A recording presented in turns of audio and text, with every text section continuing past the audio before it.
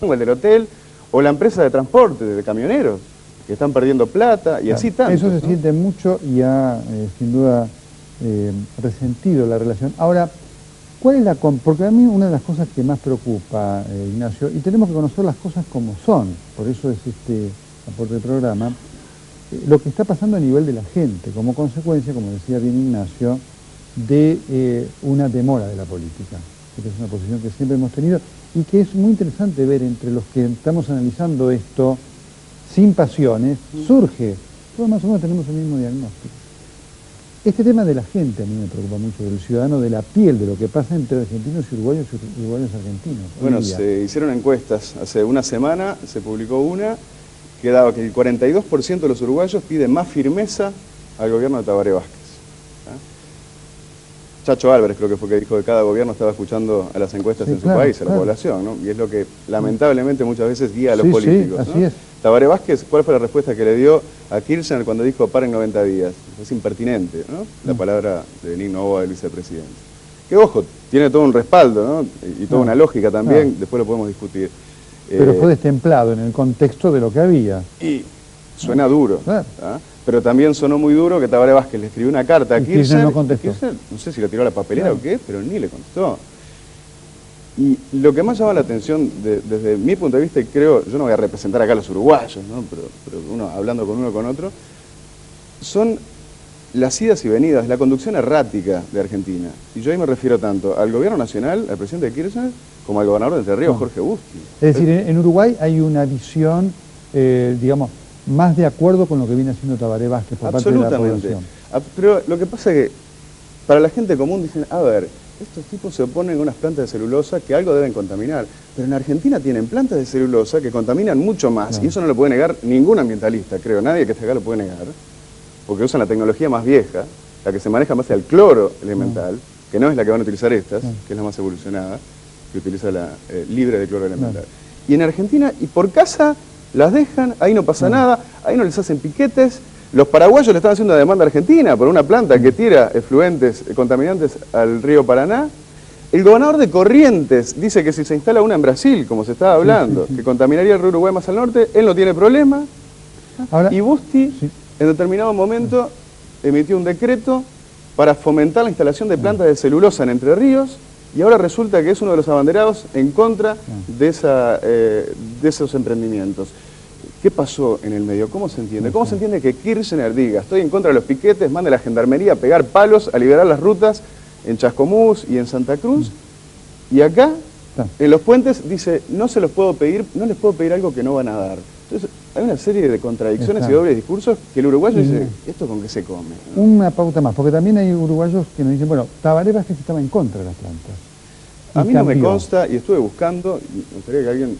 El otro día hablando con un colega de ¿no? X36, él me decía, nosotros tenemos la grabación de que Tabaré Vázquez estaba en contra. Sanguinetti, hablando con nosotros, dijo, Tabaré Vázquez estaba en contra y después cambió. Jorge Valle lo ha dicho también, el expresidente. Es posible, ¿no? Hay tantas cosas que decía Tabaré Vázquez y que han cambiado ahora.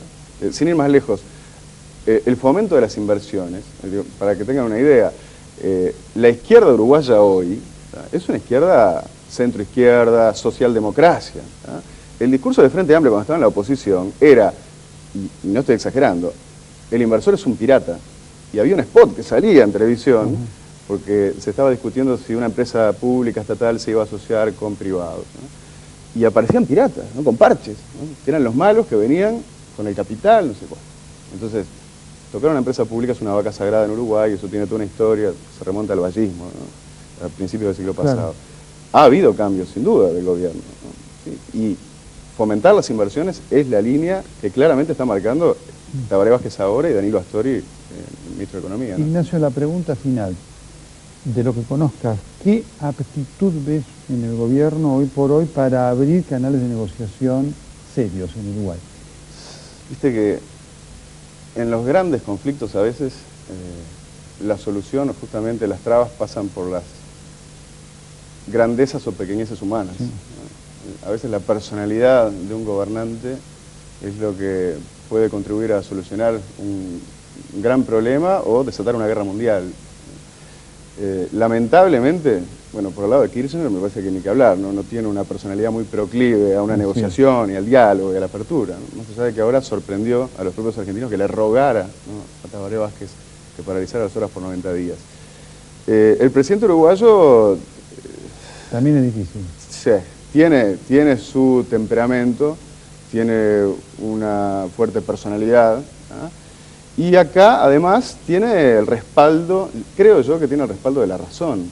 Él dice, bueno, acá se cumplieron los pasos, hay garantías, tenemos que darle seguridad y certezas a los inversores, nos importa el medio ambiente, pero no hay un solo estudio, porque es verdad, todos los estudios que se hicieron, que se puede dudar de su confiabilidad, pero todos los estudios que se han hecho, estudios científicos, dicen, bueno, acá no va a haber una contaminación significativa o relevante.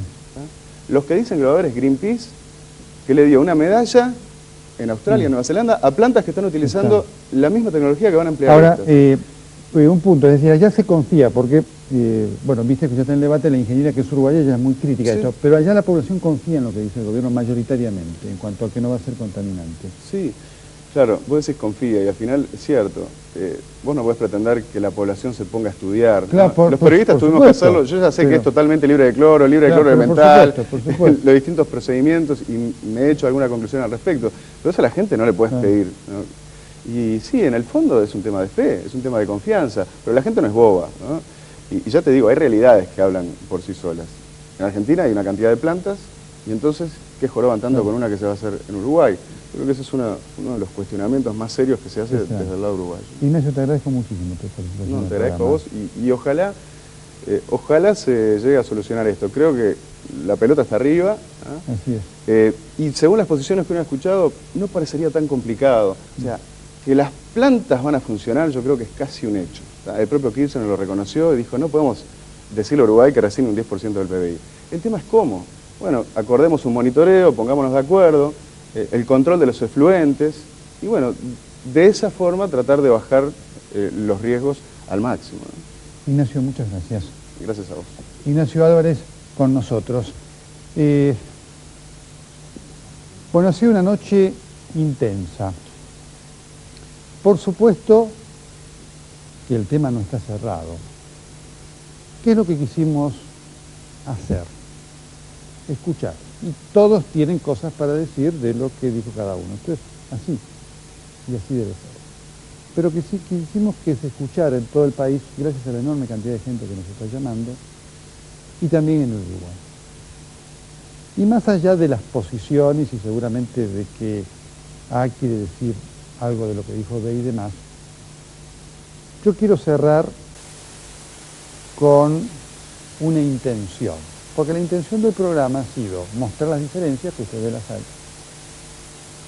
y ver cómo se sigue, porque las diferencias están. Y seguramente si ahora abriéramos el micrófono para hablar con los compatriotas de Gualeguaychú, tendrían muchas cosas para decir, y lo mismo la gente de Fraidetos.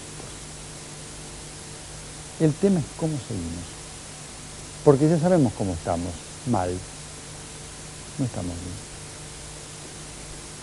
Hemos llegado a un momento en el cual además lo emocional pesa.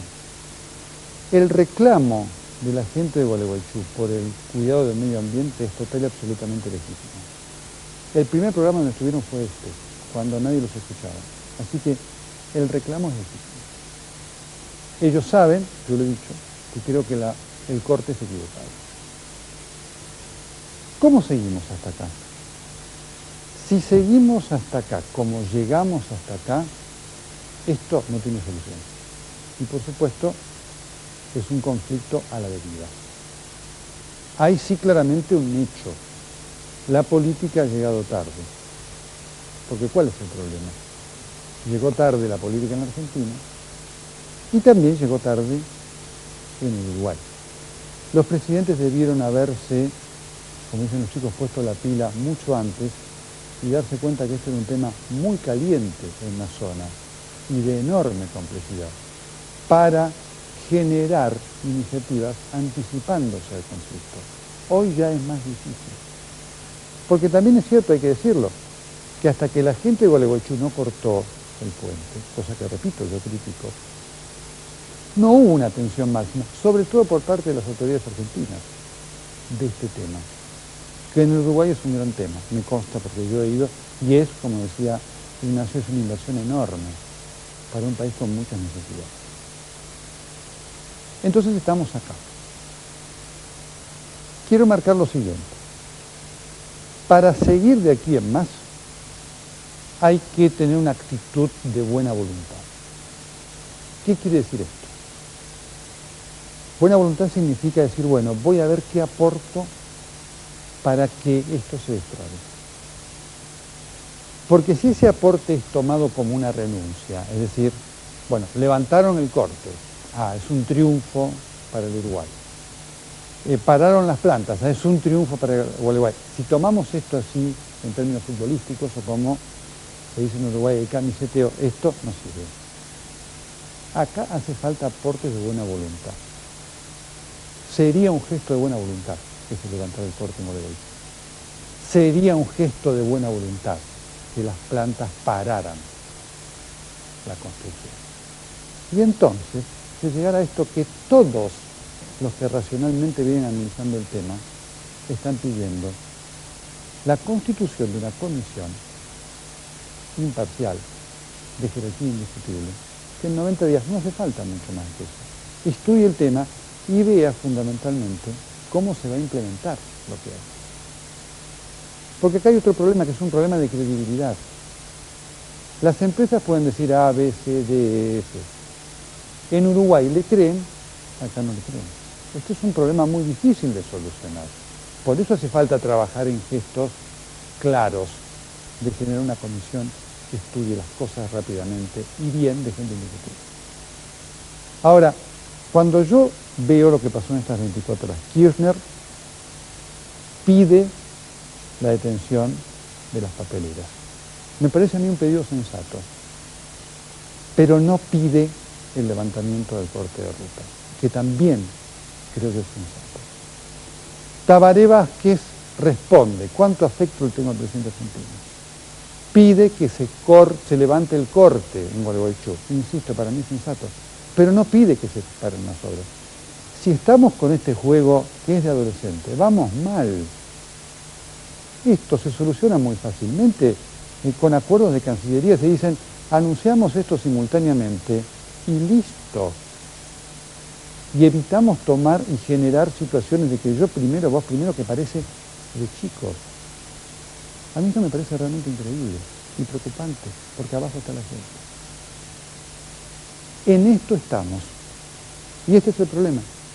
Esta traba política para un problema que ha crecido de una manera tal que hoy genera rivalidad en la gente, entre muchos uruguayos y muchos argentinos. Es terrible.